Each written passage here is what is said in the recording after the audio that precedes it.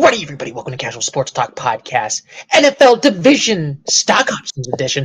And now we got a gentleman right over here who's happy to curse out and say, "Fuck the Packers!" Here's Douglas! Dude, what a wild weekend to begin with, man. Like, all the games except the last one were epic. Within a 2-minute warning, like in the last 2 minutes, games are decided. Amazing record-setting weekend. Honestly, I don't think the NFL could have written it any better. It's a rough feeling though, Stu, because I do dislike the Packers, but it's also tough to see Ben Johnson in year one with an epic playoff win and another home playoff game with the chance to go to the NFC Championship. Like, that still sits with you where it's like, man, dude, like that should have been the Lions. That, like, it's a very biased opinion. Obviously, it shouldn't. The Bears deserve where they are, but it's like it's still tough to watch as the instant success. And good for them. I do root for them to some extent, but man, oh man, that was a fun comeback by them. Good job, Mr. Caleb Williams. It was a fun comeback. Honestly, this was a great week. I feel like maybe the final two games, actually, I would see it. Like the last one, it was more a comedy of errors. I mean, it was more hilarious. And then, yeah, I kind of felt like the Patriots pretty much controlled that one. I mean, it was a great game, but it wasn't that good of a game, though. It was not that good. I feel like the first four were amazing on this one. And I honestly, this was a great wild card week of college football. I mean, of NFL. We had some good ones in college football, but like yesterday we talked about that. But we got to talk about some eulogies. What's it do? And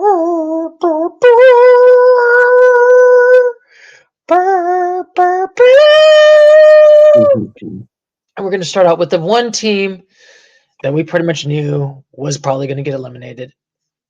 The Carolina Panthers lost to the LA Rams by 3 points. It was actually kind of surprising. It was actually a close game. I thought the Rams could have lost this game, but because they're 8-9, the Panthers can't do anything. So we're going to go back in time in the preseason where we went back and talked about all these games right over here. And, we kind of first talked about, interestingly, about the Panthers right over here.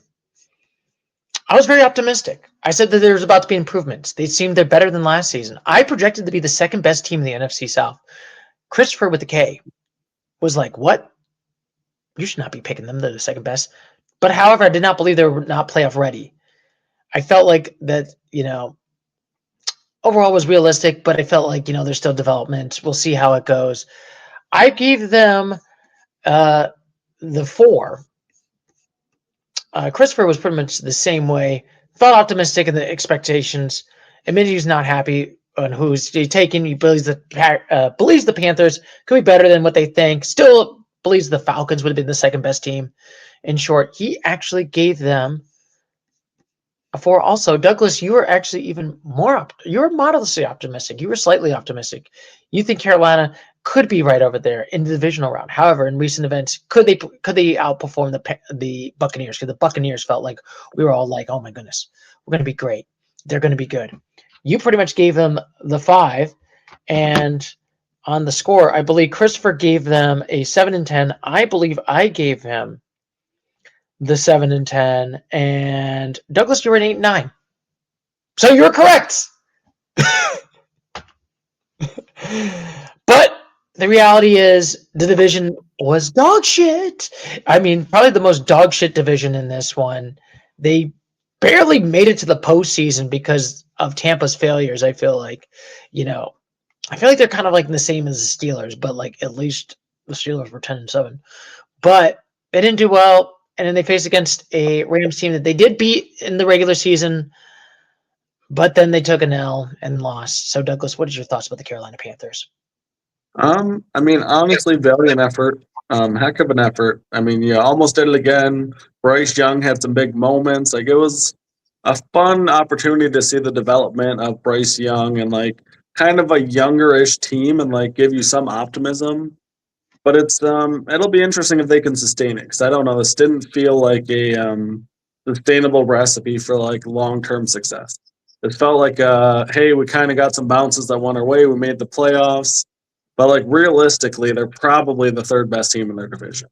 Like, they all finished at 8-9. And, like, the Falcons, the Buccaneers, like, if they were like play like I think the majority of the time the Panthers would be the third best team in that division.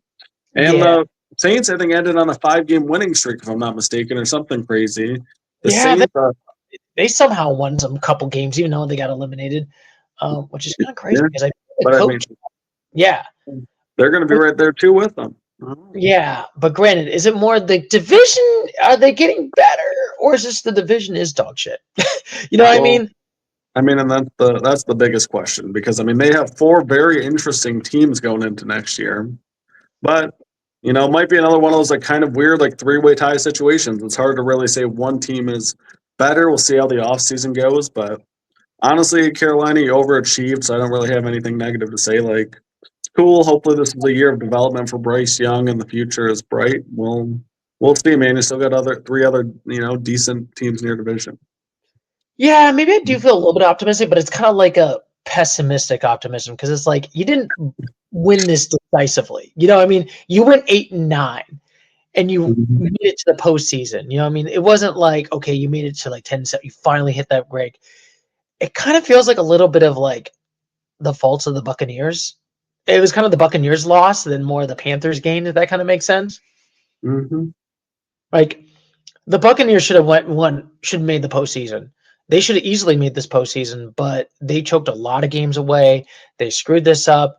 And granted, the Panthers did take the opportunity. They did win this one, but they almost choked that one away because they lost to the Buccaneers, you know what I mean, in that one. And it wasn't until like a comedy of errors of basically the Falcons beating the Saints that pushed the Panthers into the postseason. Mhm.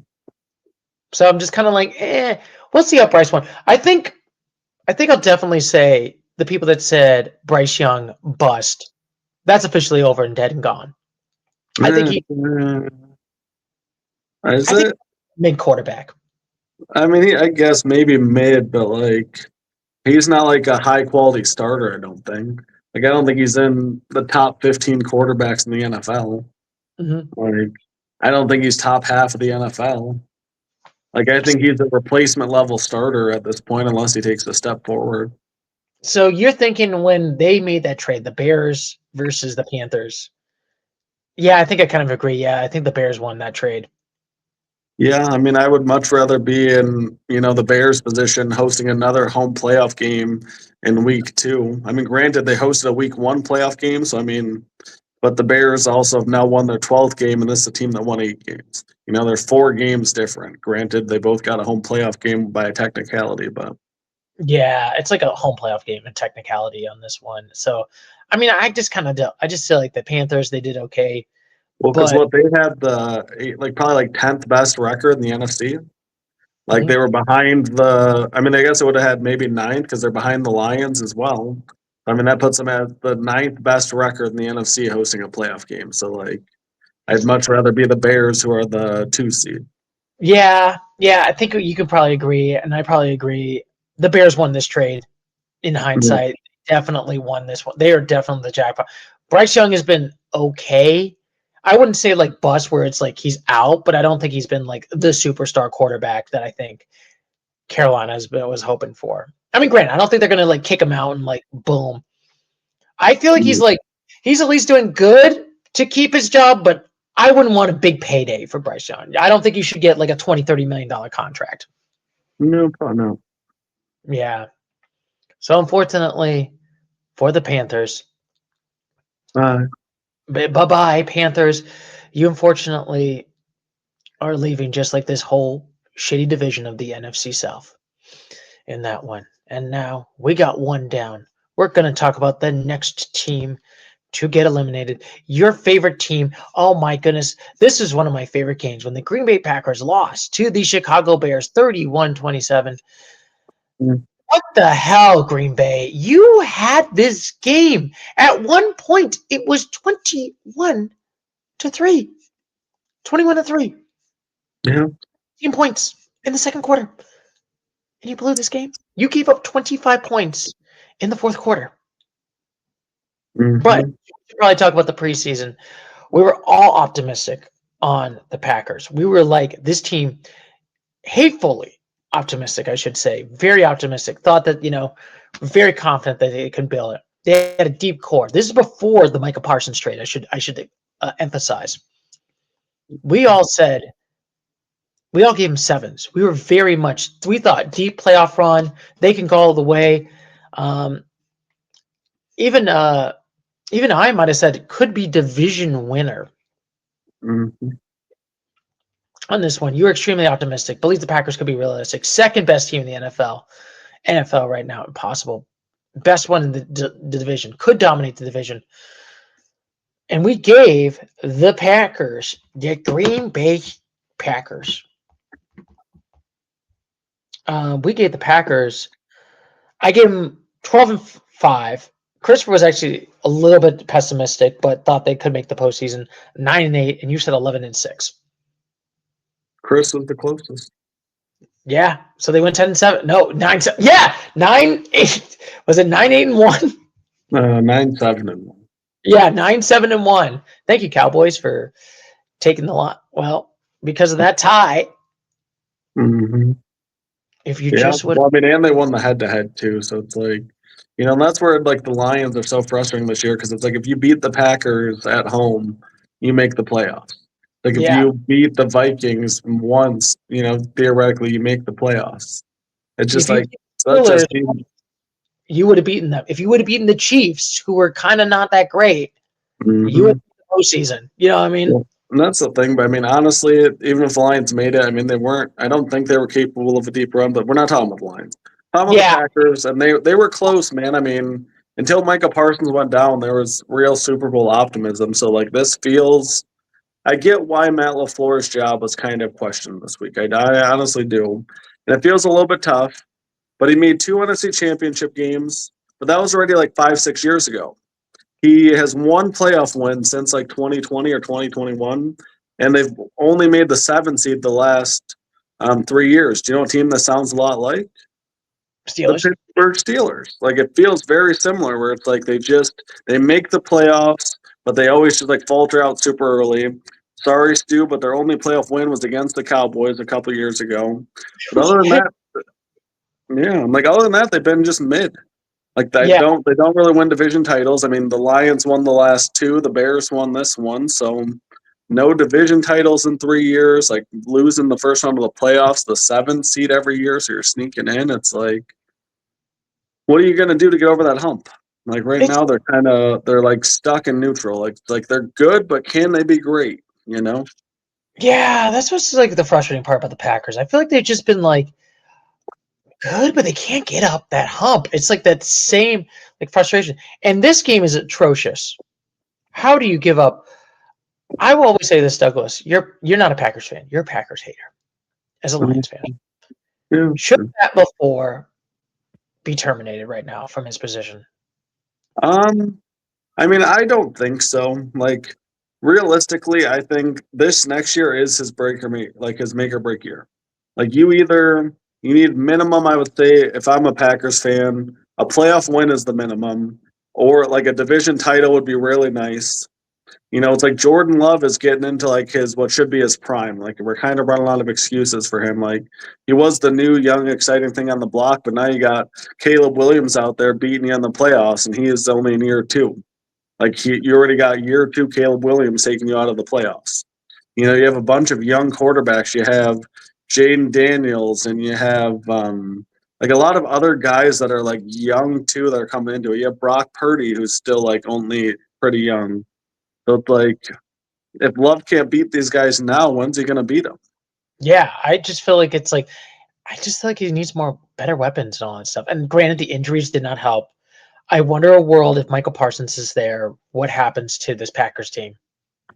Yeah. And it sucks. But Tree was right when Michael Parsons got hurt and he tweeted bye bye to them Super Bowls. Mm-hmm. He was wrong, and I was like, I agree with him. It's like that was your key piece. That was I your mean, key. Yeah, losing I that mean, they cop. lost multiple, like what, 4 games going into the playoffs too. Like Yeah, they, I they mean, did, they were about as cold as they could get going into there. and I feel like we can understand when the disaster happened. I think we knew when we knew this game because it's so funny because like the beginning of this game I was actually in a bar with a bunch of my buddies, and they were like, "Should I leave early?" They're not really football fans; they're just kind of like casual. They're like, should I leave early? This game's kind of boring." Blah blah blah blah blah blah blah. And then the And second half happens, and well, then and it was fun because I was at my brother-in-law's too.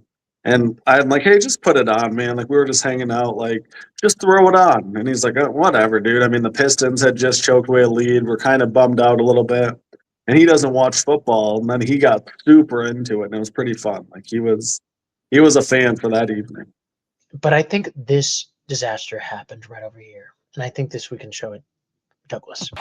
Love will go to the air and dumps it off to an eligible lineman who came Oh, and then the ball comes loose. Not the And the Bears no! thought they had it for a moment, and then it goes out of bounds. Yeah, See, but that was the moment I thought the Bears had no life. yeah. Like, when you fumbled that ball out of bounds, and then the Bears, like, and you're just like, oh, Chicago, that was the break. And I thought that they blew the game in that moment. But I think that play represents the Packers in that game. It's just like, oh, we thought we had it. No, we're losing the ball. No, what are we supposed to do? No, gave up 25 points. No. Yeah, I mean, they choked it away for sure. And it makes it really funny against a division rival. And like the NFC North, man, is going to be about as intense of a division as you could want next year. I mean, you have the Lions coming back, hoping to get back on track. You have, JJ and the Vikings, who finished 8-9 still, or 9-8 still, coming back. You have the Packers with Micah Parsons back, and then you have the Bears and Caleb Williams and Ben Johnson talking their smack too. Oh, I mean, Golly. the smack talk that he said, I mean, I'm not a Bears fan. I do not care about the Bears. But when he threw this smack talk right over here, I was like, yeah. I was like, you know what? Fuck them. That's what I got to say. And he said this nice thing to the Packers after they're losing this game.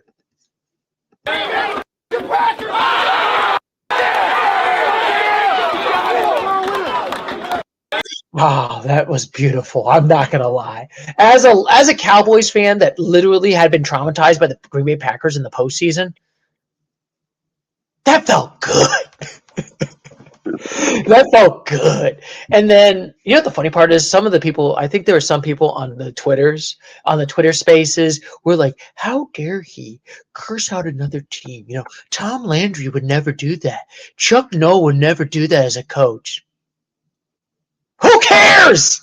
Who cares? Oh, they said an F-bomb. No, we can't say it, Douglas. Yeah, I think in today's progressive day and age, I think it's a lot more acceptable than was back then. And plus, I think it's more authentic when they curse. I'm just saying.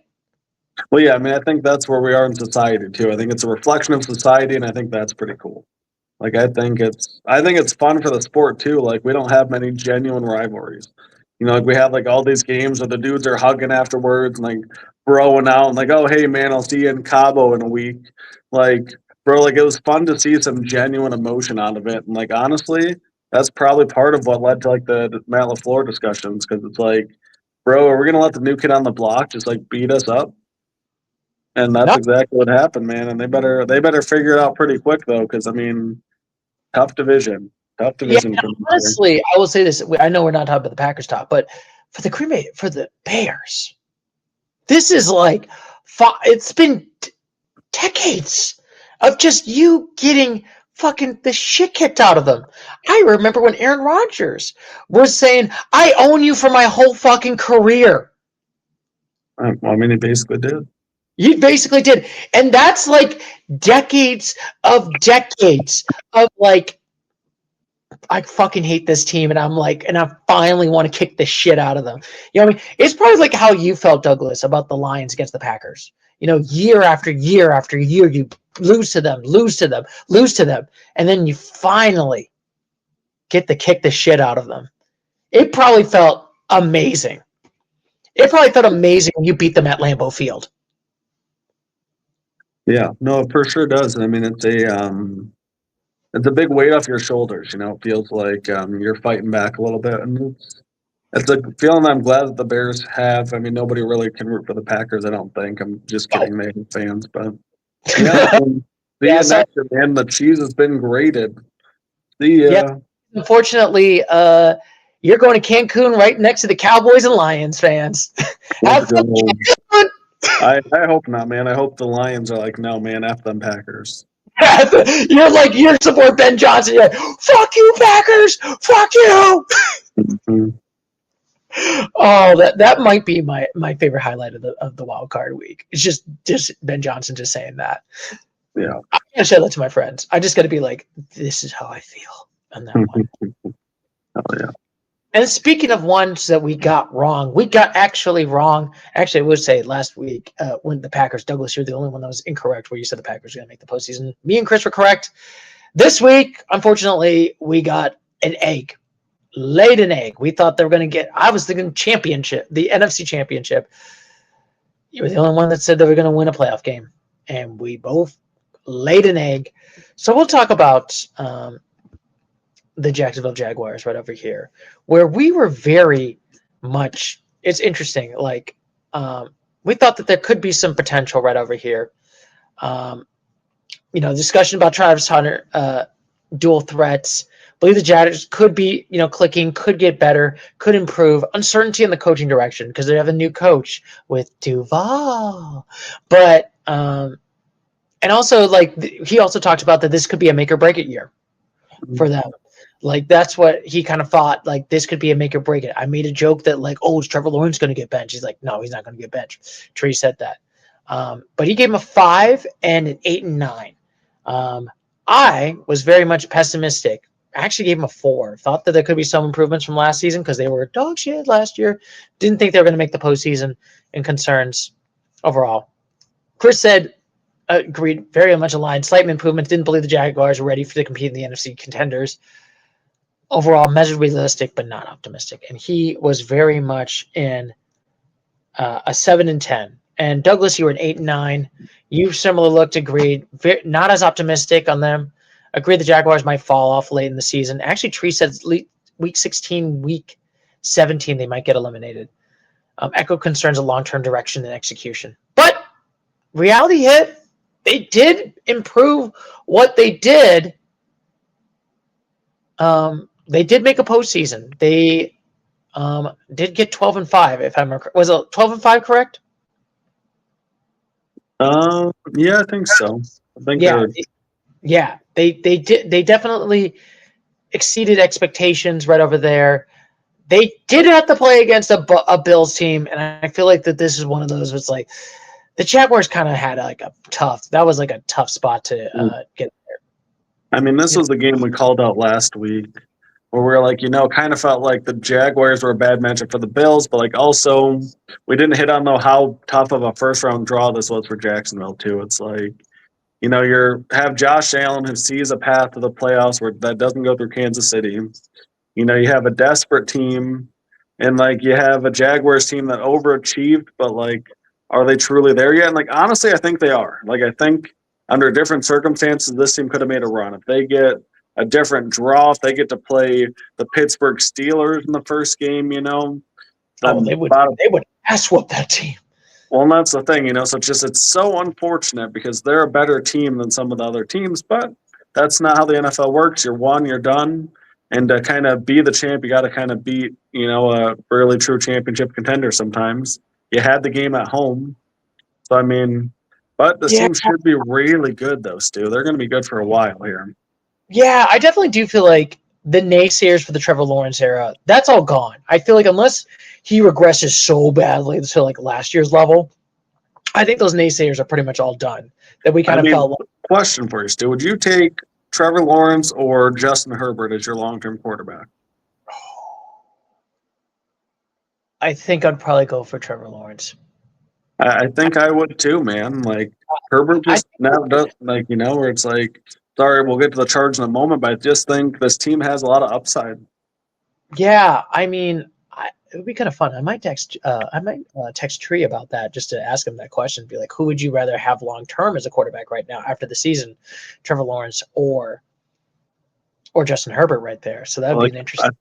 I feel like Herbert's more of a like you're still drafting for that potential, but it's like he's kind of been through several years now, man. It's like when are we gonna see that? We're like we've seen some flashes of brilliance and nice playoff games from Trevor Lawrence that really make me feel like he's the better, at least big game quarterback at this moment in their career. And sometimes you need a gamer to win a Super Bowl. You don't need the most physically talented. You need a dude that's gonna go out and I mean Trevor Lawrence played his tail off, man.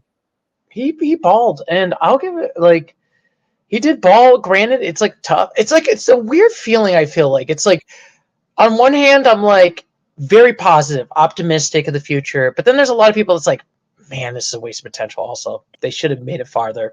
I feel like I have these like both halves and halves, so that kind of makes sense in this team. I mean, it always hurts when you feel like you have a legitimate team and you get cut short. I mean, the Lions have been there, the Cowboys have been there. Like this feeling sucks. And like you truly never know if you'll be in the same position because the NFL is so season to season specific.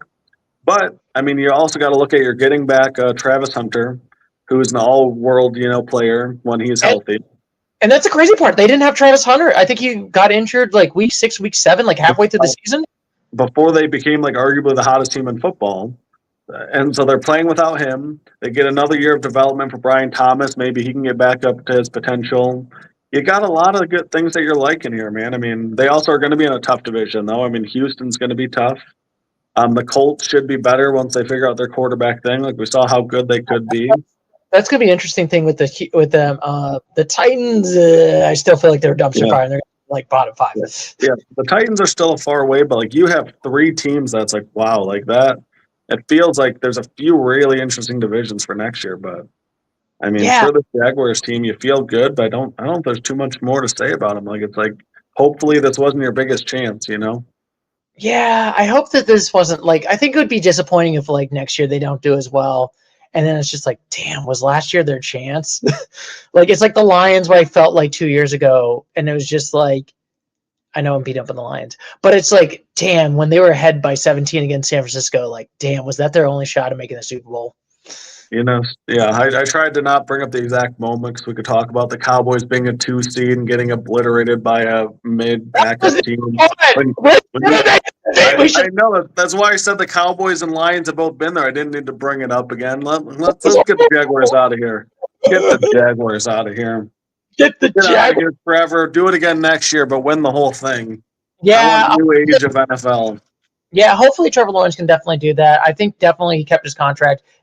I will say he got paid $50 million, and I think this year, I think he's shown that he deserves that $50 million contract right now.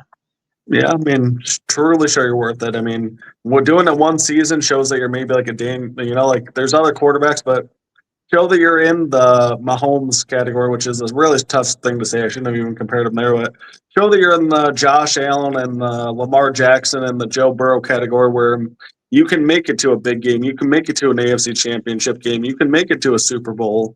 Like, show that you're a consistent threat there. And, I mean, it's tough to say, though, because, I mean, he might be, like, the 5th best quarterback in the conference still. Like, he's pretty freaking good. He was pretty freaking good, but unfortunately for the Jaguars, see you. The Cheetahs had to run home. There was no Cheetahs left. Mm-hmm. They got extinct, unfortunately. And now I'm gonna have a new song. I'm gonna sing it for you, Douglas. I know you get annoyed by this song, but it's called "A Team in Pennsylvania is Frauds," and it goes like this. Me. The Eagles are frauds. The Eagles are frauds. They are fraudulent because they are frauds. A.J. Brown, you can't catch the ball. Nick Sirianni is not that great of a coach. He gets bailed out by high talent. That's how I feel about the Eagles. Wow, that was beautiful. Yes, but I guess we should probably talk about the preseason. It hurt my heart when you were all saying, like, greatest city ever, city of brotherly love, city of everything. But I will say we felt very optimistic in the season. I felt like, I believe they can win a lot of games. We felt we're confident. But interestingly enough, none of us gave the Eagles 9s or 8s. We gave them all 7s because I thought like there was a lot more parity in the NFC. And we were kind of hey, the Lions are looking good. The Commanders were looking good. The Rams could look good. It felt like unlike what we thought last year. I mean, the previous season where it was just Lamar, Allen, Mahomes. I felt like there was a little bit more parity, and I didn't think they were going to probably win that back-to-back Super Bowls or make it to back-to-back Super Bowls. And we all picked 12-5 for them. But the reality hit.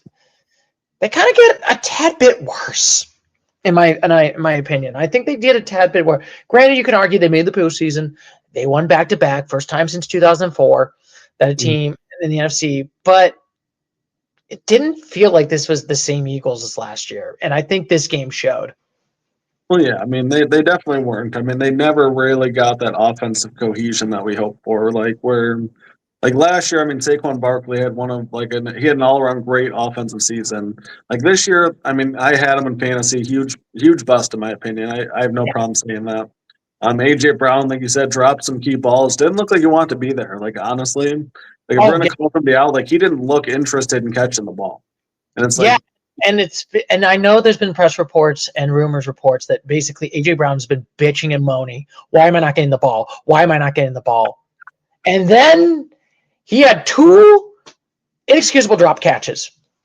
Well, I mean, and that's the thing. And like, if you want to be the best, you got to actually make those plays in the big moments. And like, granted, you won a Super Bowl last year, great job, but like, I don't know. There's not much to say about the team other than just underachieved. It felt like, unfortunately, like this was a team that they got the 49ers who were banged up at home. Yeah. Like, you can't beat the banged up 49ers at home or coming off of a 3-point game against the Seahawks, deflated, thought they were maybe going to be the 1 seed, and now they're going on the road to Philly, and like you just kind of felt like it was the Eagles' game to lose, and they lost it. Yeah, and it's been honestly, I just felt like the Eagles just look kind of mid. Like, it's going to be interesting how next year goes, but I kind of feel like that this is not, like, we'll see if, like, any of the dog shit of the NFC East will actually improve. You know what I mean? But if the pattern continues, they're going to make the Super Bowl next year. No, I think the pattern continues like the last time they won the Super Bowl. Or could it be like the 2 years? Could it be like 3 years ago? I guess now when they limped into the playoffs, lost to the Buccaneers, and the next year they got really good and won the Super Bowl. Yeah, but I feel like Saquon was the thing, and I feel like they changed a little bit. But then, or is this going to be like the 2017 season Eagles, where they make it to the Super Bowl, and then like a few years later, basically it's like everybody like Nick Foles gone. Carson Wentz was booed out during COVID when there was no fans. You know, the coach, I forgot who's the coach name. That was Doug Peterson, probably. Yeah, Doug Peterson. They were like, get the fuck out. Like, it was like, no. Is it going to be like that kind of like Eagles where it's just like, we hate everybody? This team is dog shit now. Well, I mean, I will say the one thing about Philadelphia is they are a city of tough love. I mean, they love very contingently, unfortunately, too. They're one of those cities that's like, if we're not winning, I think game 1 after winning the Super Bowl, they were getting booed because they had a bad first half. Yes. It's like that's a New York level of tough that I don't envy. You know, that's a lot of pressure on the coach because I mean, you won 12-5 after 14-3 in a Super Bowl, and you're probably going to get booed to start next season because you didn't make another deep run. This is a franchise that has become used to making Super Bowls. And I mean, with that comes great disappointment when you're coming off a Super Bowl and a magical run where they averaged winning by 17 points per game last postseason in the route to the Super Bowl. So like to go from that level of high to like this year where you have a home game and you feel good to kind of fall flat, very disappointing feeling. And I mean, it feels like the Cowboys will probably be a little bit better. The Commanders will definitely have a little bit better of a year. Me and the Giants fans. Yes, we're fist pumping. The Giants will be better next year. I mean, you get Jackson Dart back. You get you get neighbors like that. It's going to be a really tough division, and like this felt like this could potentially be the end of a window. We'll see what happens, but yeah, I mean, we could see. I mean, if they get some moves, but I mean, I feel like that this was the warning signs of this game, and I'm going to probably show you one of the warning signs where Mr. Nick Sirianni. Also, is it bad that do you kind of agree? Is Nick Sirianni not? I don't think he's that great of a coach. I just think he gets bailed out by. He kind of feels like Mike McCarthy for me, where he just like gets bailed out by high end talent. I mean, it's hard to say. I mean, he's been to 2 Super Bowls and won one of them. I mean, it's hard to argue that. I mean, yeah. And maybe it's because of how good their GM is, but he also has to be a pretty decent coach too. Yeah, but then unfortunately, this would happen in this game, Douglas, and I wanted to show you. Frustration mounts. Sirianni on, get off the field. And again, just a little colorful with this star wideout. They have a great relationship. It's him and A.J. Brown getting out. Kind of makes a lot of that. You're okay. I think it's 2 great competitors, and in the heat of the moment, they know how much they care for one another. And look,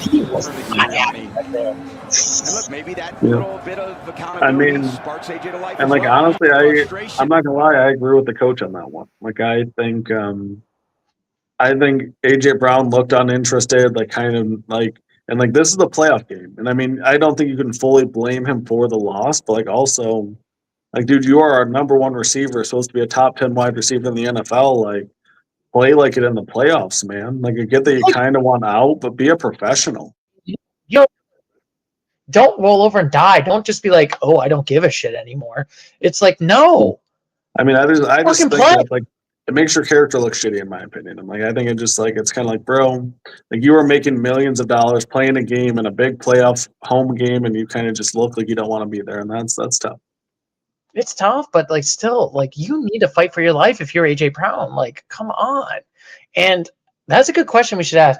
Will AJ Brown, I thought his contract is going to come up soon. Is he going to be an Eagle, or do you think he's going to leave?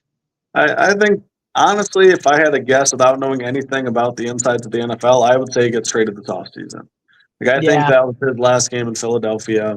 Like, it just kind of feels like it's like, can you really bring him back, like, after all the distractions they caused this year? Like, ship him out, maybe do a trade like we did the George Pickens for, DK last year. Like, maybe some team sees his giant upside and makes a swing for it, but it's hard to envision him playing for the Eagles next year. No, I don't envision him. And I know people are like, well, AJ Brown was looking good. The Eagles were still good. But I'm like, I'm talking about this year. I'm not talking about last year. Like, let's be honest. I mean, sometimes, too, the distraction in the locker room is, like, not worth the amount of production that you put up. I mean, look at Antonio Brown. That's a good example. Like, he had multiple chances. He was a distraction in the locker room. Steelers threw him out. He left the Raiders. He went to the Patriots for a little bit. I mean, they won the Super Bowl with the Buccaneers, but even they were tired of his shit. But I will say who is also tired of this shit right now. There was a little kid right over here that got interviewed. Did you see this clip that was getting viral on the internet? And he was not happy. He apparently got a Christmas gift and was going to this playoff game. I did not do this. Yes. So I just wanted to see, what is your thoughts right over here about this one, Douglas? Yes, this was a huge letdown. This was my Christmas present, and I got a loss. Oh, no. You probably would have rather had Cole, huh? Yeah, probably. I'm feeling 2 of 2 things. A, I want A.J. Brown packing his bags, and I want him somewhere else that is not here. I love you, A.J., but, like, you can't make those drops in that game. And I also want Kevin Patullo flipping burgers at, like, the local McDonald's or something. I don't care. Why do you say that? Whenever he's an offensive coordinator, it's like he's flipping burgers. One side, he's cooking. One half, he's cooking. And the other half is completely raw. Yes, this was a huge letdown. This was my... What do you think of that? I think that kid's brutally honest, and I love it. Yes. Kevin Patullo got fired. Whoa! I was going to say, step 1, step 2, obviously, I think everybody wants him out of Philly, so like, that'll happen. And their GM's brilliant, like, he'll probably somehow get some steal of a trade going, but, like, we'll see. I mean, good luck to you next year, but I don't have any more thoughts on him right now. Yeah, I kind of feel like this is like a honestly disappointing year, back to back. I will say this in my glee and honesty and greatness, I am so glad that I do not have to do the Contender Series with the fucking Eagles again. Thank fucking. No Chiefs. We now get a full 9-month break of these teams. So see you next year, Philly. That's how I feel. See you next year. Get the fuck out of here, Philly. You suck. And you know what? It's just like the Philly fans can spell it. E-G-L-E-S. Eagles. You can't spell shit. Thank you to the Philadelphia education system. Yeah. Sorry, I had shots fired.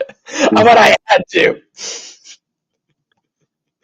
And now we got to talk about another choke job. A team that cannot get past the hump. A team that has a lot of pain and heartbreak. Justin Herbert and the Chargers lost a game right over here. We pretty much were in the preseason. We're very optimistic on the Chargers, but we still had this a little bit of like reservations, I will say, on the land of the Chargers, because we were just like, they did lose that game against Houston badly, and it's like, can they be a clutch? Very optimistic, but pessimistic in that postseason. Can they win a postseason? Can they execute consistently? Can they do big moments? That was for me. That was actually you, Douglas. You gave him 10-7. Christopher and a 6. Christopher gave him 10-7. Thought that, still the same optimism. Thought that they could have a strong position to go into the season, but however, remained unsure on the playoff ceiling. Can they win that playoff game? Felt like they can come down and everything can go right in this season right over there, and did not. Well, And and I know going from week 1, a huge win in Brazil over the Chiefs, they had to be feeling good. And honestly, it really stinks that it just feels like we're rewriting the same story from last year. It's like, it's one of those teams kind of like we always talk about the Toronto Maple Leafs. This isn't quite that extreme, but it's like, are you ever going to do it? Like, when are we going to do it? And like, granted, it might be semi-unfair, but it's like, we watched Herbert with a terrible game in the playoffs last year. Really not much better this year. Granted, you can make all the excuses you want in the world. Left tackle's out, like running backs hurt, whatever. Like there was issues that came up for sure, but it also feels like it's like, man, like at what point are you going to do it though? Like, because at this point, like, where do you really rank within the AFC? Like, I wouldn't take you over. I'd take maybe 8 or 9 teams. It feels like over the Chargers, like going into next year. And I'm like, maybe that changes, but like, I don't know. It's hard to envision a huge upside for this team right now. I feel the same way. I just don't feel very optimistic on the Chargers. Granted, I was a little bit more pessimistic. I did say they were not going to make the postseason, so I was the only one that was incorrect. You and Christopher were pretty much right on the head on this team. And I feel like the narrative of this season was more the injuries kind of hurt Herbert, but also Herbert can clutch it also. I feel like it's like they get the tail of 2 bad halves, if that kind of makes sense this season. Well, it does, and it sucks, and unfortunately, there's no trophy for most injuries. The Lions last year, but then you look at a team like this year, the 49ers. They could have done the same thing, and they could have, packed up and not adjusted enough, but they're out there making a ton of crazy adjustments, new personnel on the fly, and winning road playoff games. So it's like, it can be done. Just look up north, Kyle Shanahan and how to do it, because. And they had a much more tougher of a sandbag because they had those contracts they had to deal with. So it's like they had a bigger sandbag, and they still made it through. Mm-hmm. So definitely a bummer of a season for the Chargers. No doubt about that. Yeah, I feel like for those 12 Charger fans, it's been a bummer of a season where it's like you lost 13 points against the Patriots. You did go to 11-6, 11-5, but like, how can you just feel happy about this season? It's like, it's like, and I don't know if Justin Herbert can do it. That's the only thing. I don't know if he has that clutch gene right now. I just don't feel like he has that clutch gene, and I feel like it's be there. Now it is going to be interesting because we'll talk about it, Douglas, because Hardball in the rumor mill might take your former head coach, Sherrone Moore, to the OC as a Charger. Well, Stu, as we talked about before, we in our pre-production meeting, if you will, bold move. Probably I would personally think you should give Sherrone at least a year to cool off and get out of the media cycle. I'd be shocked if he's an offensive coordinator in the NFL. That almost feels like failing upward in a weird way, which I'm not a huge fan of, given all the things that he did. It feels like Jim, I get that, he's your dude, but also I think he needs some time to actually sit and reflect on his life choices here, because he he messed up, man. And when you make that many mistakes, like just going right back into it and not thinking about how to change or be any different, it's like I don't know. But granted, Sharon needs a job though too. I mean, he lost all that guaranteed money. So like, I don't know. He threw away millions of dollars with his choices. And I don't know if this is true news. I don't know if this is like fake news or if this is true news. I just kind of feel like, okay. I mean, I don't know. I don't know how I feel. I kind of do agree. I think you should probably give him like a year, and then like maybe once the media is kind of cools off, maybe Sharon gets another chance. Because granted, he royally effed up. I don't even think any. I'm in the Ann Arbor area. Nobody loves Sharon more here. They're like, get the fuck out. Well, yeah, I mean, you gotta wonder. I mean, I guess for Harbaugh, it's like I think that'd be his offensive and defensive coordinator that won the national title with him. So, I mean, the thought of having that, like maybe for Jim Harbaugh, is more exciting than the downside of like what just happened. But I mean, I don't think he would be able to get another coaching job in college. I mean, no college is going to want to do anything with that. Like, they're going to. I don't even think high school team will ever take him as a head coach. I was going to say, so this would be an absolute life raft from Harbaugh, and you know, I don't know. I guess we'll see, but I'm not too into speculation because it might just be. I haven't seen any reports that said that. Yeah, I just saw one of the things on Twitter, and granted, it could be fake news, just to kind of like bust up the thing. You know, I mean, just to kind of put in those things because, like I said, we are in the weird era where it's like, oh, is this true or is this like all, bots just to mess with bots? You know what I mean? Oh, I know what you mean. So I don't know. I mean, but if we speculate that could happen, I don't like the move right now. I think you got to wait a year. I kind of do agree. I think you got to wait the year, see how everything goes, and then. And plus, he's still a charge right now in Washington County. Well, and then that's the thing too. So I mean, it's like, but kind of like the Chargers. I'll see you hopefully next year, but we'll see. Like maybe you won't be back. Hopefully, you take a year to reflect. Figure out Justin Herbert, and better luck next year. I mean, better luck next year. I mean, like I said, losing Puka Nacua, that did not help. Or they did not have Puka Nacua. I'm sorry, not Puka Nacua. Sorry, it was one of their Charger players that got hurt. Well, I mean, they lost Joe Alt, their all-star left tackle, and their right tackle. I think Schlater maybe. And it was injury bug. I mean, but it happens. You got to figure out a way in the NFL. Everybody's getting hurt, so it is what it is. Yeah, I just realized, idiot me should realize Puka Nacua is with the Rams. Mm-hmm. I don't know why I thought he was a Charger. I mean, granted, they're in the same city. I mean, hell, I still say the Oakland Raiders sometimes. I think we all do. I'm sorry. I can't. I mean, it's still San Diego in my heart. Like, God, it's like how I feel about the Oilers, like the Houston. I'm like, I still want to call them the Oilers. Yeah, I mean that's valid. It's valid indeed in this one. And now we got the final double eulogy, Douglas. We got the Pittsburgh Steelers, where we listened to the tree clip where he was just very, very pessimistic. Compare this team to the last chairs of the Titanic. Felt like they're just taking old shreds. You even had a comment, Douglas, that this feels like the 2010s Red Wings.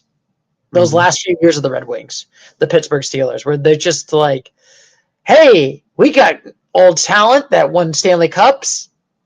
Well, I mean, and that's where I do think that, I mean, if it was Tomlin stepped down or whatever, if he was forced out, I do think that is the right move for them. I mean, they need a change.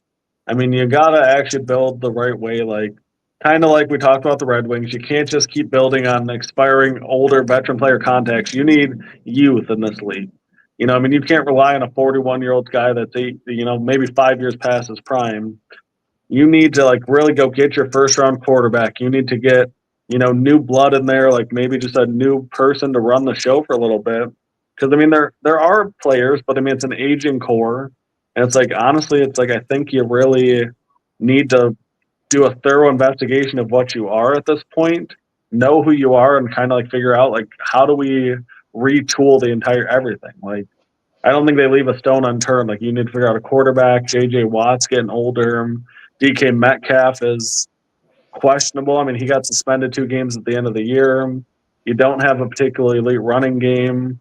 I mean, I think Chris said they were ranked in the 20s in both offensive and defensive I think efficiency. 22nd in offense and 22nd in offense and then 27th in defense. I mean, and Tree nailed it. I mean, he said that they'll probably get some fluky wins, which they did. I mean, we all know the Lions won, controversial. There was a few other moments that were like, let's be honest, they made it to a postseason because the Lions basically got a bad rep ball. And I will say that. I will agree with you, Douglas. Even though, granted, I will always say that sometimes it's not 100% always, but I will agree with you. The Steelers.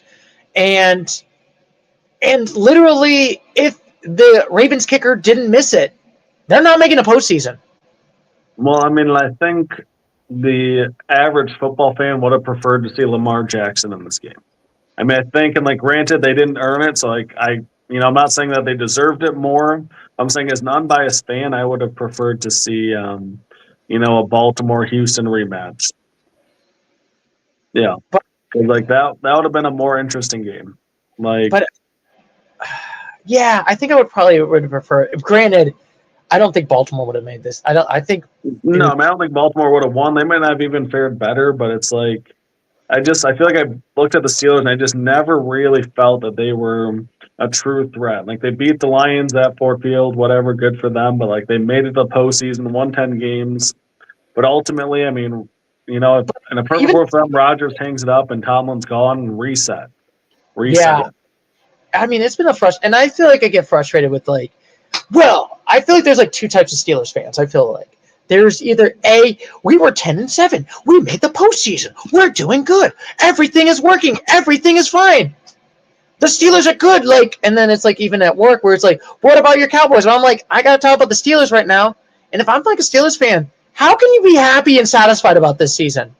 Well, I mean, I guess, Stu, this is where I have to warn. I've given this warning before, but you also have to look at is the grass truly greener?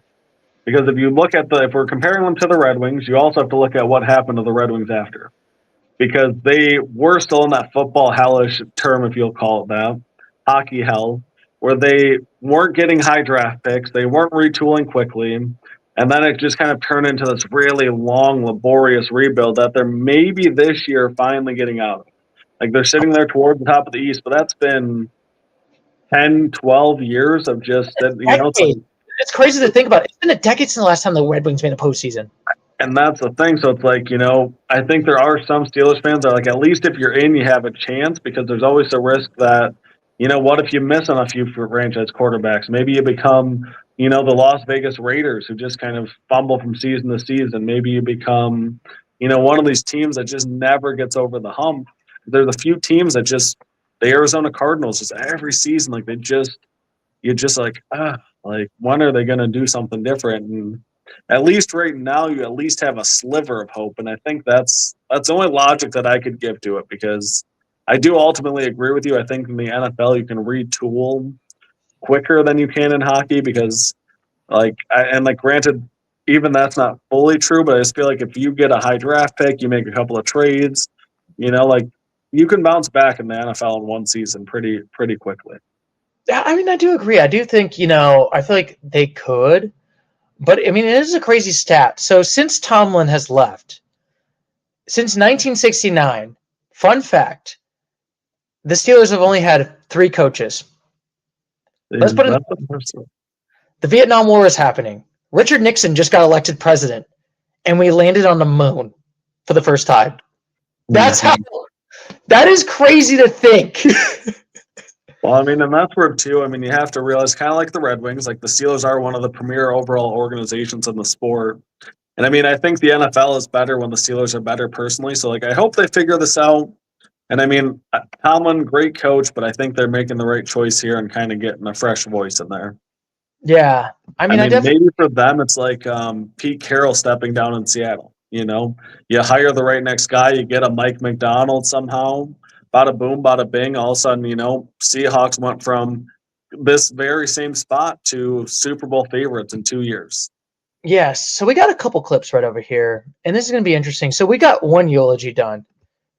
Now we got to talk about the Mike Tomlin eulogy. This is kind of crazy. I think this is the first time in the Casual Sports Talk podcast where someone made a postseason and got resigned / fired / leave in that sense. This is kind of a crazy. I actually was surprised that Tomlin did get fired. I thought they're going to keep. Yeah. I thought, to be honest with you, I thought they're going to be like, yeah, they had a successful season. We're going to give it to Chuck Noll, and yeah, we're going to hopefully he can beat the record for Chuck Noll on the most games won. So, Douglas and everybody, I just wanted to show you what the clip right over here of this one about the Tomlin right over here. Again, when you don't get it done, words are cheap. It's about what you do or you don't do. And so I appreciate the question, but people talk too much in our business. You either do or you don't. Yeah, people do it, you don't. Right over here. They just been talking that smack in that one. Right, Douglas? Yeah. I mean, and he knows that the writing's been on the wall. I mean, he was pretty animated this season when, like they did win a big game that nobody expected them to win. And I think he was still very optimistic that he could right the ship and the culture. But I think, getting blown out at home in a playoff game, it felt like kind of a, man, we're not where we need to be, unfortunately. No, I don't think they were right over there. And, they were not where they need to be. But we got to talk about one of the players that was not happy about whatever here. Cam Haywood was not happy. So I figured we got to show you this clip right over here. Mr. Haywood, not happy right over here.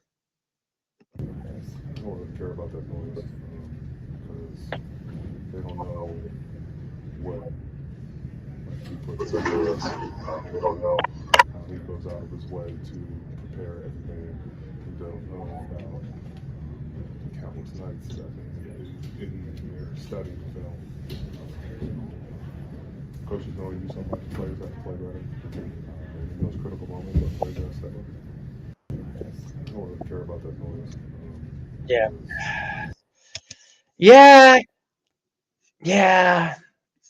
Well, I mean, and I know I saw too that Aaron Rodgers is really saying that he doesn't really understand football nowadays, just because a guy of Matt LaFleur and Mike Tomlin's stature shouldn't really be in these situations. But I mean, at the end of the day, unfortunately, it's a business, Yeah, and I want to say it. Tomlin will definitely be in the Hall of Fame. Tomlin will get his bust into Campton. Tomlin will be remembered those first few years with the Steelers. You know what I mean? When he was an innovative coach, he did really well. That Super Bowl in 2010, it was Tomlin's team. You know what I mean? Granted, I hate Big Ben with a passion, but they were amazing in that era. You know what I mean? That early 2010s, late 2000s, early 2010s, they were amazing. And I think, the game kind of passed him. You know what I mean? It's the same thing. It happened to Belichick. It happened to Pete Carroll. Those were great coaches. Sometimes the game's past you.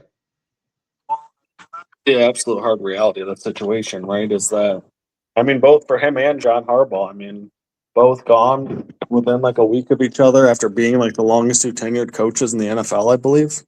Yeah. But you also got to realize, I mean, what's winning the day right now are these young, innovative coaches. I mean, look at the guys that are left. You have Mike McDonald. You have Ben Johnson. You have a couple more experienced guys still in there, but you have these new guys that are just in their first or second year in their mid-30s that have brought kind of a fresh approach to the game. And, these older coaches, like you said, sometimes they get passed up. Yeah, and unfortunately, I figured we got to probably show Mr. Rogers not happy about this one when he's asking the question. I'm going to have the two questions right over here. I mean, this league has changed a lot in my 21 years. Yeah.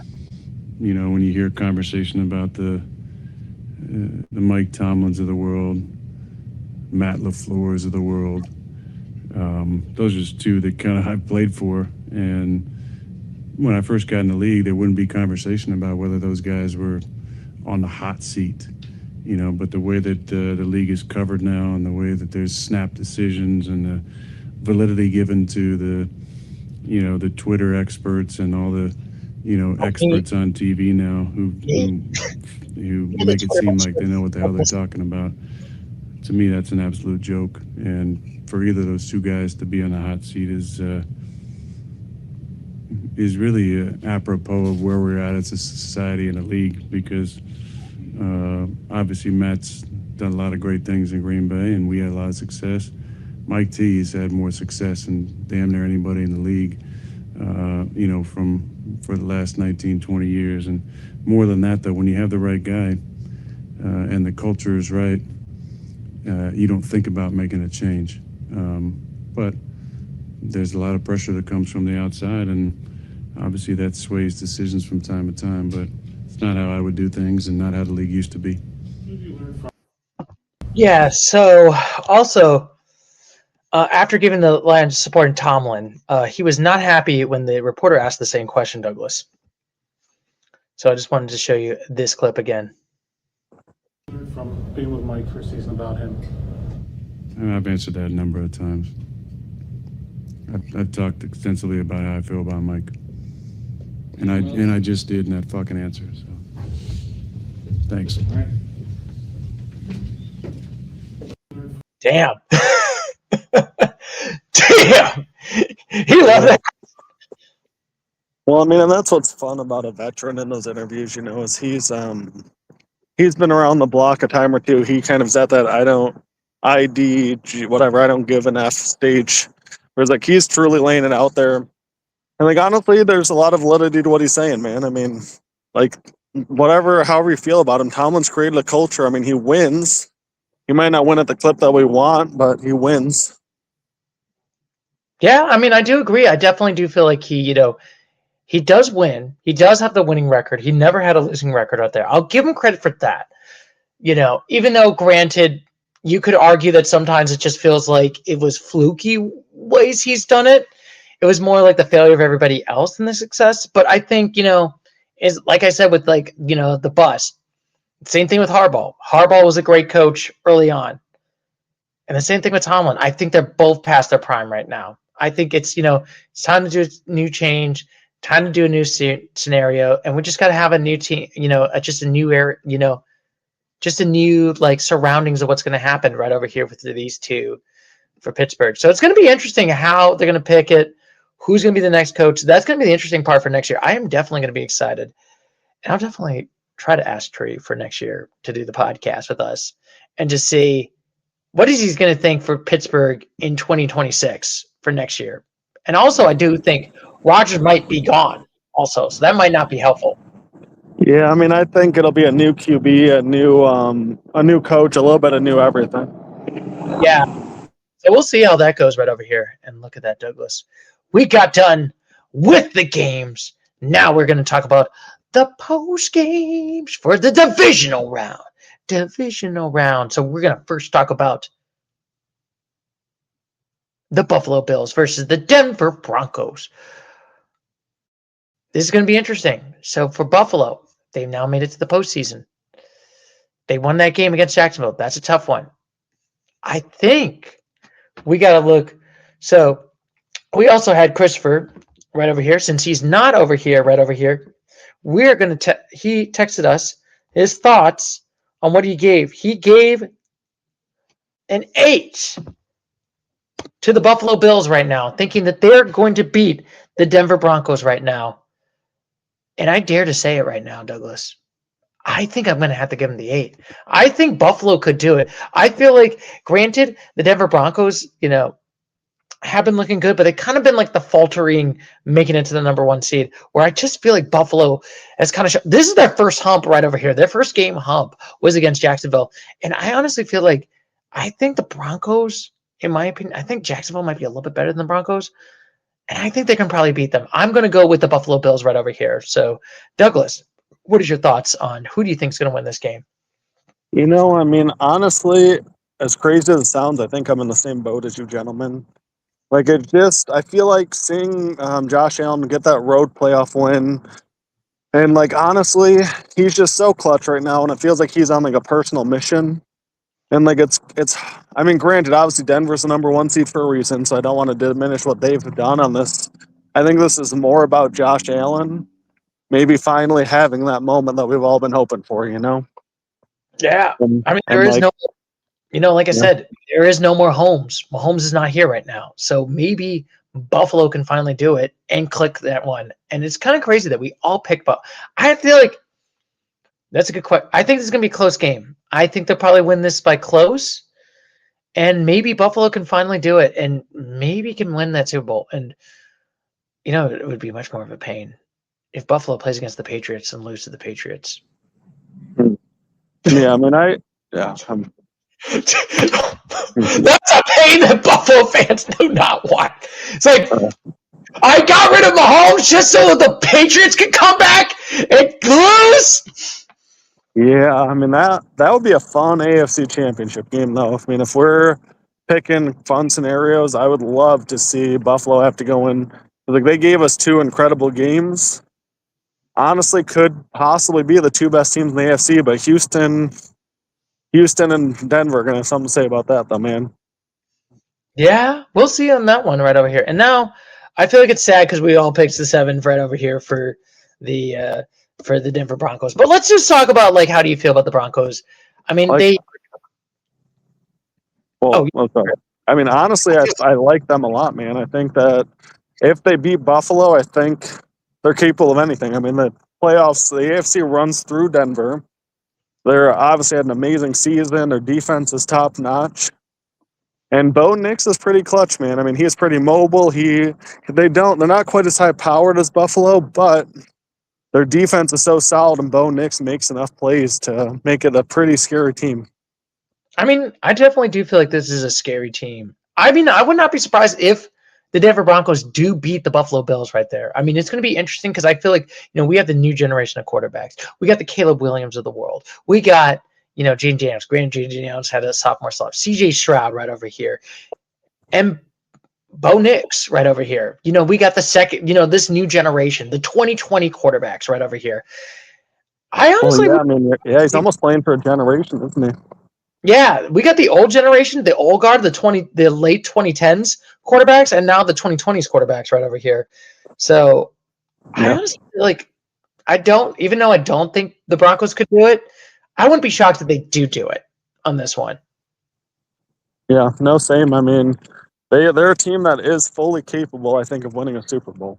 I mean, they've won all the big games. I mean, it's just how determined is Josh Allen, and I feel like this is the year that he maybe does it. I think this could be the year that he does it, but this could be the year that Bo Nix can finally do it and get that hump right up there. So we'll see on this game and see how this game goes.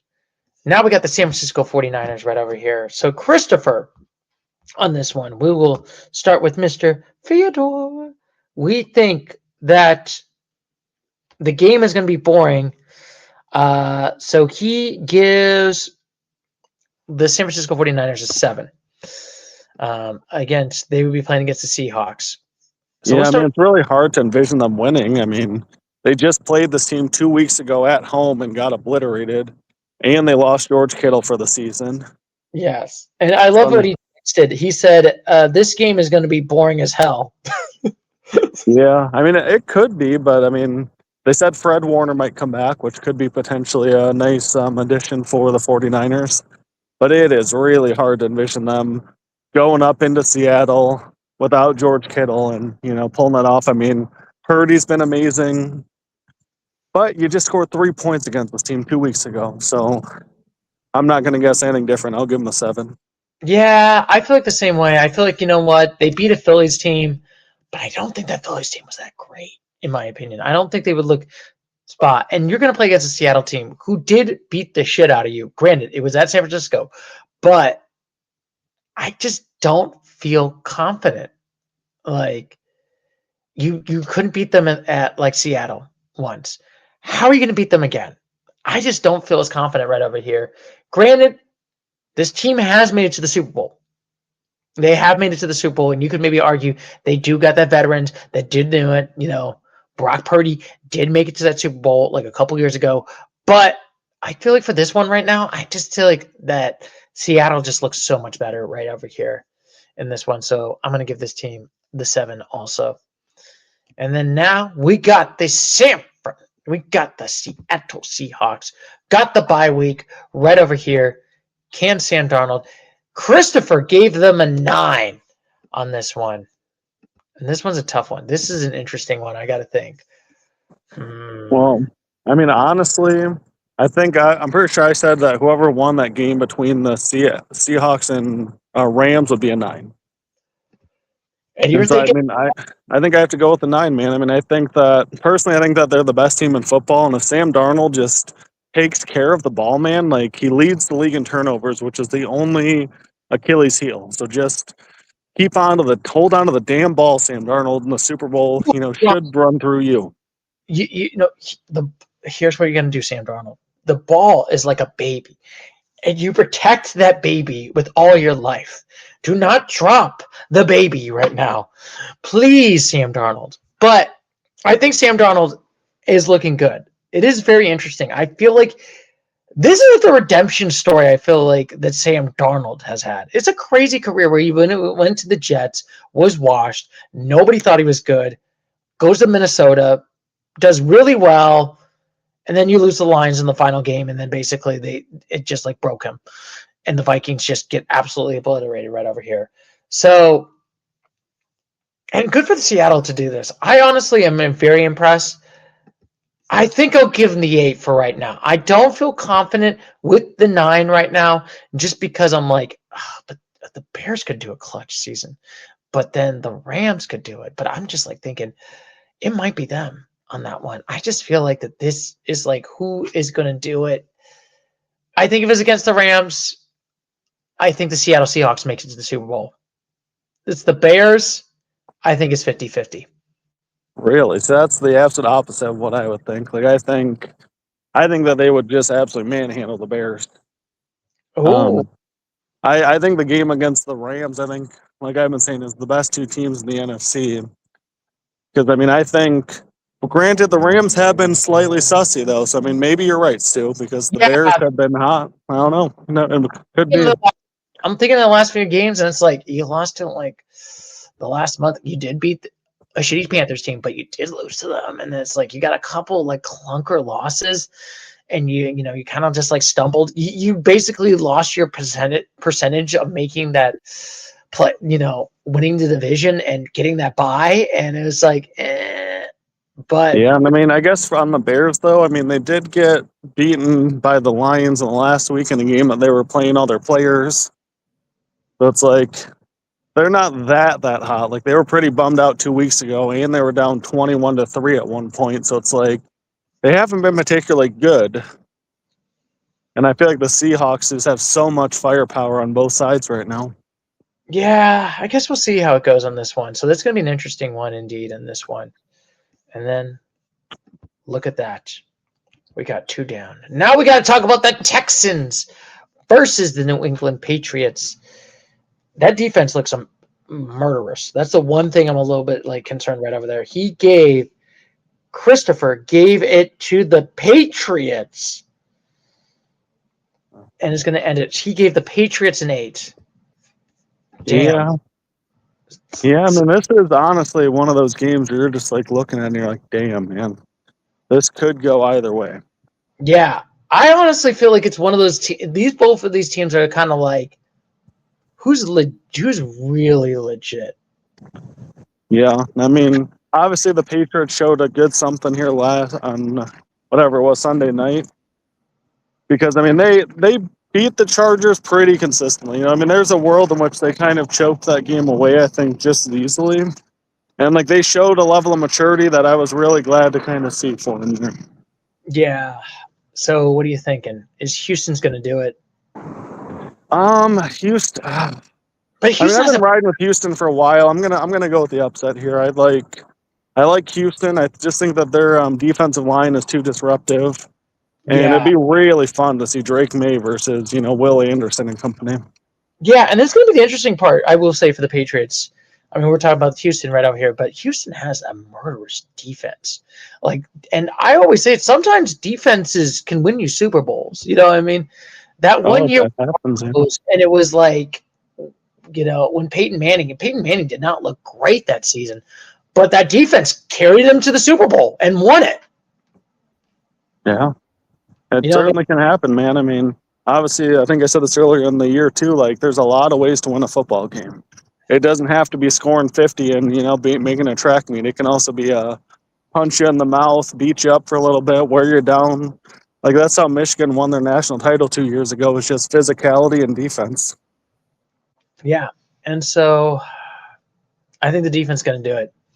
I'm going with the 8. I just feel like it's like I think that defense looks good, and it's going to be crazy because I think it's been a long ass time since Houston Texans. This current form since 2002 has never made it to the championship.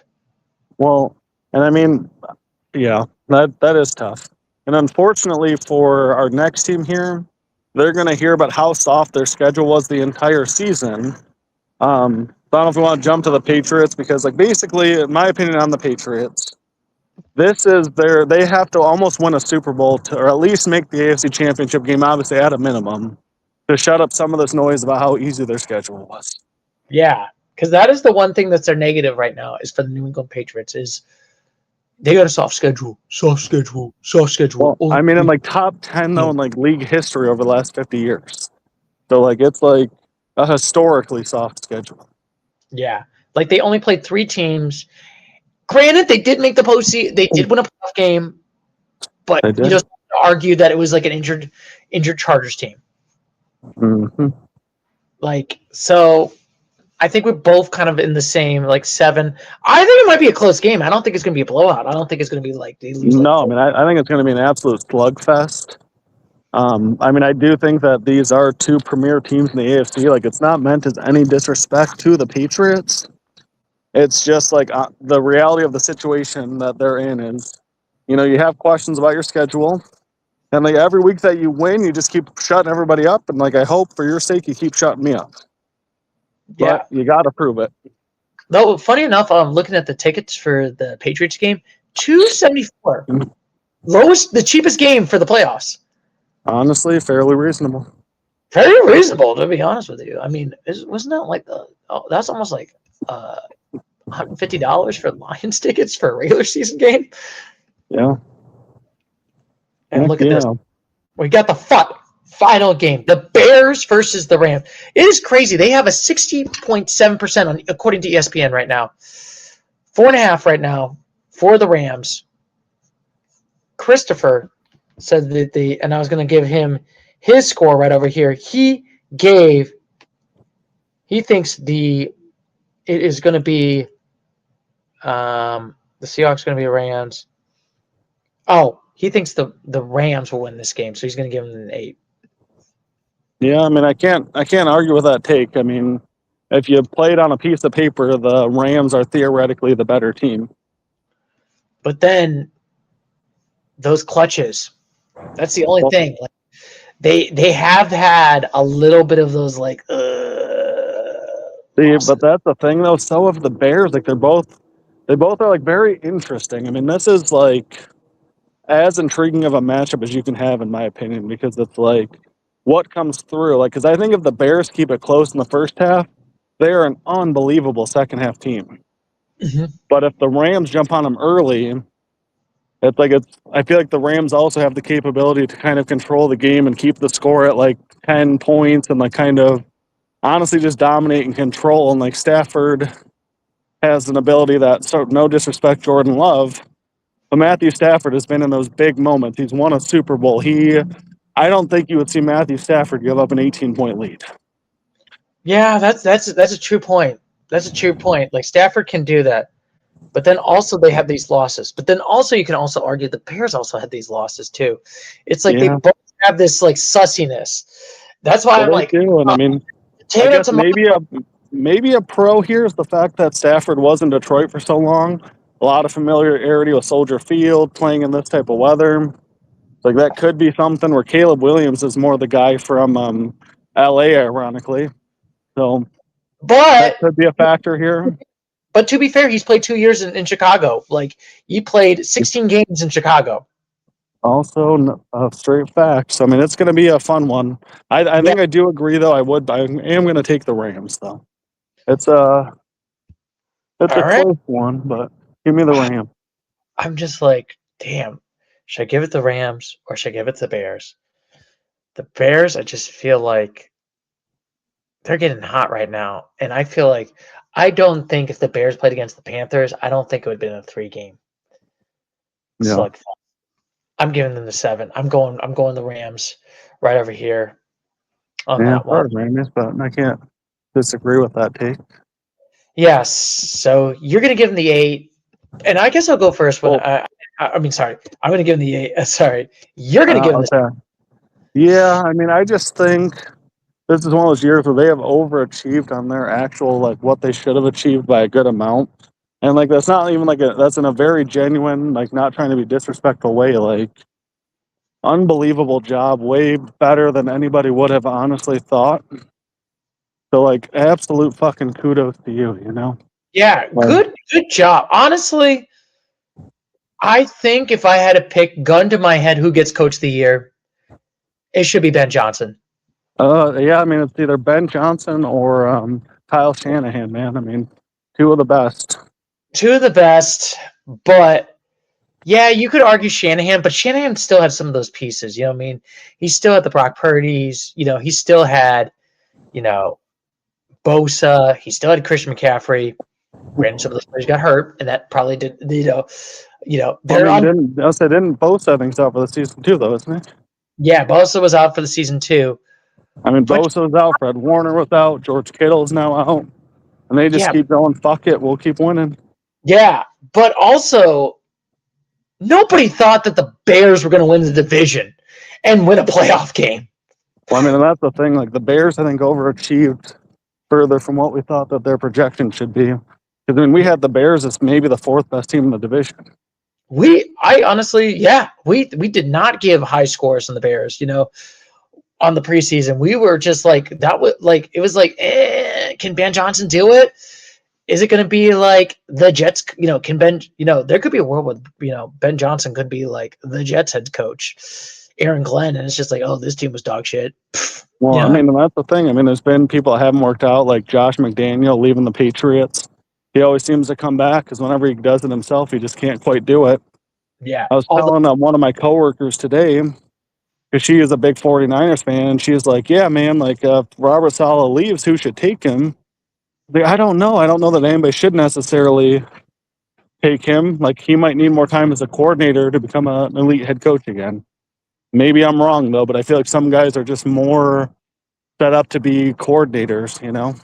Yeah, some people are, I do agree. Some are ready to be coordinators, and just some are just like in that spot. But you know what? Good for you, Chicago. If you get eliminated next week, I will not be mean when you do the eulogy. But if they do make it to that championship, oh my God, how are you going to feel if they make it to the Super Bowl?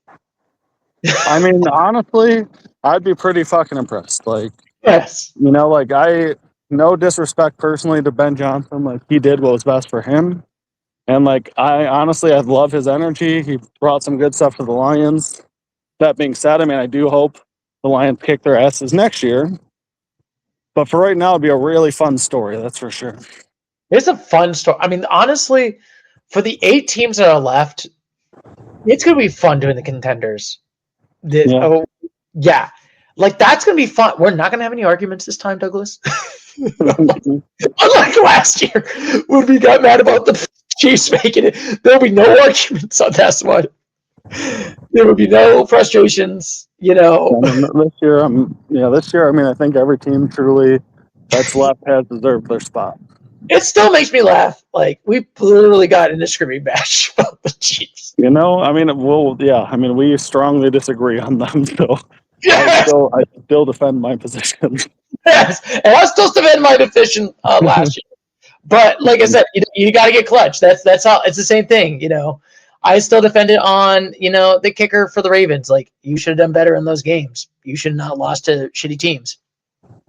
All facts. All facts. You shouldn't.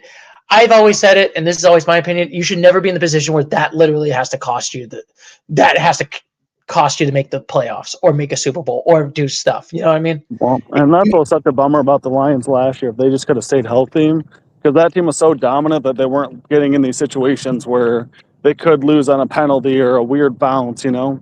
Like this year's team just like got themselves in too many of those positions that, you can't have one wrong bounce in the game. You lose the game. Yeah, I mean, look at I hate to say it, the Eagles. I mean, they won that game decisively. No, there's a bad call. Nobody cares about the bad call when you win a game decisively. Exactly. It So becomes a moot point. it's behind the moot point indeed. And look at that, Douglas. We did it! We got done with the divisional round. Woo! Hey man, these playoffs move quick. These playoffs move quick. I'm so sad that the football season's almost ending. We got less than a month left, and then football season's over. Yeah, and I mean that is sad, but I mean I'm not gonna lie. As a Detroit fan, right now March and April and those months are looking a lot more exciting than what the Lions just did. So hopefully the Pistons and Red Wings and Michigan Wolverines basketball can do us a little bit better. Yeah, that's gonna be fun. I mean, I'm gonna be excited for that. We're gonna get to football, basketball season. March Madness is gonna be fun. Hockey season. We'll see if the Red Wings can do it. I mean, hell, even the random tangent, even the Blue Jackets, who are dead last in the Eastern Conference, they could still make a postseason. Mm-hmm. That's the crazy part. No, it truly is, man. It'll be anybody's game. They're not in like a terrible spot either. And that's crazy. They're in the bottom of the division of the Eastern Conference. And it's like, what? And also, like, that's going to be fun. World Cup is coming up in the United States and Canada and Mexico. So that's going to be fun doing a podcast about that. Yeah. So it's going to be fun. Honestly, I think this is going to be fun. This is going to be fun February and all this stuff in the offseason. I like to call it the offseason. So anyway, Douglas, do you have any final thoughts? Oh, man. I mean, I think I summed it up already, but I mean, I'm excited for these games because the storylines are honestly pretty fun. It's pretty cool. The storylines are pretty fun, though. I think, honestly, it sounds wrong to say, but I would love to see the Bears make a run. And no disrespect to Matthew Stafford, but you got your Super Bowl. I think I'd rather see Ben Johnson and the Bears make a run. Oh, that'd be a fun narrative to do that. Honestly, I think Houston would be a fun narrative because then I'll have to look at the tree video talking about who's that one guy, Bill O'Brien, and talked about how he fucked up that team. Yeah. No, that would be fun. I mean, they would be honestly another really fun story. Like, yeah. I would not be mad at all seeing the Texans make a run. Or even the Patriots. That'd be an interesting story. Like, a post Brady, a post Belichick. Kind of talk about like how they made it. Like, I think that'd be interesting. Broncos would be an interesting story. 49ers. Yeah, I mean, it's really fun because I mean, we don't have the usual suspects other than the 49ers. Yeah. Granted, I mean, the Rams won a Super Bowl a few years back, so it's like, but I mean, it's a lot of fresh blood, man. The next wave of quarterbacks is coming upon us quick. Yeah, the next phrase, this can be fun, so it'll be interesting, and hopefully those will not be back-to-back Super Bowl champs, and then they become insufferable fuckwits. You do not want to live in a world where the Bears are just insufferable and they win back-to-back Super Bowls. You don't want that world. You do not want that world, Douglas. You do not want your rivals to just be gloating and being like, we own you, Lions. You're dog shit. You don't want that. But anyway, that is it for this week's podcast right over here. Next week, we got a tuple of the final double episodes right over here. We're going to talk about the national championship in college football right over here. Who's going to win, Miami or Indiana? Or Indiana? Hopefully it's a good game. Hopefully it's not a blowout. That would suck if this game sucks ass. Yeah, I mean, I'm not going to lie. The only reason I think a blowout would be fun is for Indiana to cement themselves as one of the least likely, most dominant teams of all time. Yeah, that would be an interesting story. And then we're going to talk about the conference championship for the AFC, NFC. We'll talk about the 4 more eulogies. And as always, Douglas and gentlemen, I'm going to catch you later, Mr. Gator. So as always, take care. Bye-bye. Good night.